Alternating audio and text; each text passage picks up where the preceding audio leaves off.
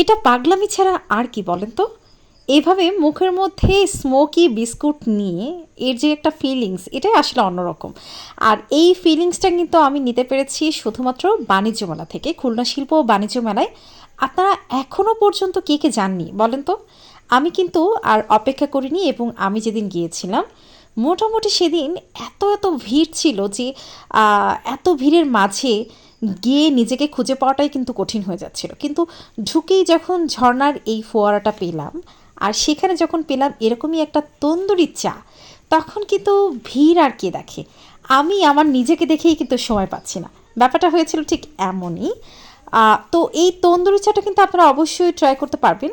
ঢোকার সাথে সাথেই হাতের বামে আপনারা এমন তন্দুরি চা দেখতে পাবেন যেখানে অনেক মানুষের ভিড় থাকবে। সেই ভিড়ের মধ্যেও আপনাকে আপনার পছন্দ মতন চাটা কিন্তু নিয়ে নিতে হবে। বাই দ্য ওয়ে, এখানে কিন্তু আমার হাজব্যান্ডের হাতটা কাটা দেখেছেন হয়তো বা। বেচারা কিন্তু সকালে থালাবাটি ধুতে গিয়ে হাত কেটে ফেলেছে, এটার দোষ কিন্তু আমার না। সে সবসময় চেষ্টা করে সংসারের কাজে আমাকে সহযোগিতা করার জন্য, এবং যেটা আসলে আমার করা উচিত সেই কাজটা সে নিজে করতে খুব বেশি পছন্দ করে। আর এদিকে ঠিক অপোজিটে কিন্তু আপনারা পেয়ে যাবেন আমাদের স্মোকি বিস্কুট, সেই সাথে সাথে জুতা, জুয়েলারি আইটেম, কসমেটিক্স থেকে শুরু করে, শোপিস থেকে শুরু করে এত এত ইউনিক ইউনিক কালেকশন বাণিজ্য মেলায় উঠেছে, এবং এত রিজনেবল প্রাইসে যে আপনার দেখলে কিন্তু মনে হবে যে না, আমি সবই নিয়ে আসি।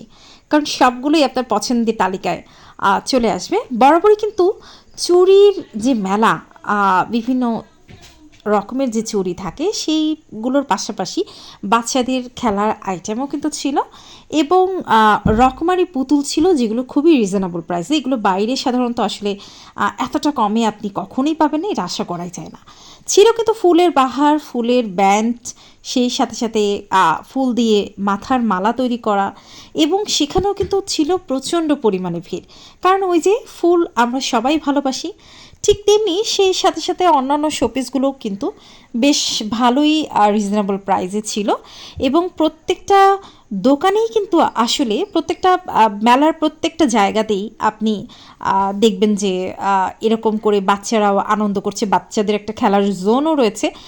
আর বাহারি রকম আচারের এই দোকানে এসে এই যে ভাইয়াকে দেখতে পাচ্ছেন, কিছুক্ষণের মধ্যেই দেখতে পাবেন, কুষ্টিয়ার এই ভাইয়া, তিনি কিন্তু একটা অবজেকশন জানিয়েছেন, আমরা খুলনাবাসী নাকি একটু কিপটা, অর্থাৎ আমরা সবসময় 20 টাকা 30 টাকার আচার ডিমান্ড করি, কিন্তু যেহেতু এগুলো ব্র্যান্ডের আচার, অর্থাৎ আপনি যদি এই আচারগুলো ট্রাই করেন তাহলে মাস্ট বি আপনার মনে হবে যে আমি আবারও ট্রাই করি। কারণ এই ভদ্রলোক যেভাবে বলেছিলেন আমি কিন্তু ঠিক সেভাবেই মিল পেয়েছি। সুতরাং আপনারা গেলে কিন্তু অবশ্যই আচারটা ট্রাই করবেন। 100 গ্রাম আচার 100 টাকা, এরকমই আর কি। তো মেলার বাহারি রকম সব জিনিসপত্র দেখে আনন্দ করে পুরো মেলাটা ঘুরে ঘুরে দেখার পরে এতটা ক্লান্ত হয়েছি, এবং এত কিছু কেনাকাটা করেছি যেগুলো নাই বলি। কারণ আপনারা গেলে আপনারাও কিন্তু এরকম অফার দেখতে পাবেন। তবে হ্যাঁ, এত এত অফারের মধ্যেও যদি আপনারা কোনো ধামাকা অফার দেখে যান, অবশ্যই এটাকে কিন্তু স্কিপ করবেন। কারণ সব ধামাকা অফার কিন্তু আপনাদের জন্য যে ধামাকা বয়ে নিয়ে আসবে, এটার কিন্তু কোনো মানেই হয় না।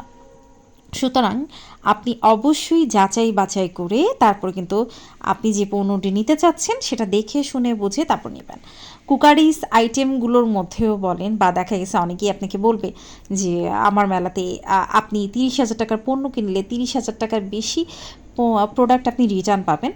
তো এই ব্যাপারগুলো একটু মাথায় রাখবেন। এদিকে ব্যাগের দোকানে একটা হুলস্থুল কাণ্ড কিন্তু বেঁধে গেছে, যেখানে 150 টাকা আপনি পাচ্ছেন মাল্টিপল লেভেলের ব্যাগ, অর্থাৎ এত এত সুন্দর যেগুলো বলার মতো না। আবার এই যে পাপোশগুলো দেখছেন, এই পাপোশগুলো ছিল মাত্র 120 টাকা, ভাবা যায়? এই পাপোশগুলো কিন্তু ভীষণ আকর্ষণীয়।